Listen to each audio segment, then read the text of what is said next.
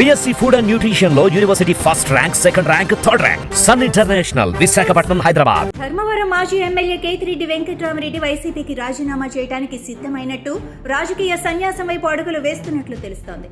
ఎమ్మెల్యేగా ఉండగా good morning Dharmavaram అంటూ ప్రజల్లో తిరిగేవారు. ఈసారి ఎన్నికలలో కేతిరెడ్డి ఓడిపోవాల్సిన వ్యక్తి కాదన్న అభిప్రాయాలు ఉన్నప్పటికీ ఆయన మీద అవినీతి ఆరోపణలు కూడా అదే స్థాయిలో ఉన్నాయి.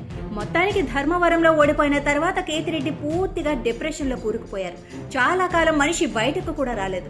కొంతకాలం తర్వాత తేరుకొని ఆయన బయటికి వచ్చినప్పటికీ ఆయన వైసీపీకి దూరంగానే ఉంటూ వస్తున్నారు. వైసీపీకి సంబంధించిన కార్యక్రమాలలో పాల్గొనటం లేదు. ఒక సంవత్సరంలో కేతిరెడ్డిని జగన్ తాడేపల్లి ప్యాలెస్ కి పిలిచినప్పటికీ ఆయన వెళ్లలేదు. కేతిరెడ్డి తన ఓటమి బాధ నుంచి ఇంకా కోలుకోనట్టే కనిపిస్తోంది.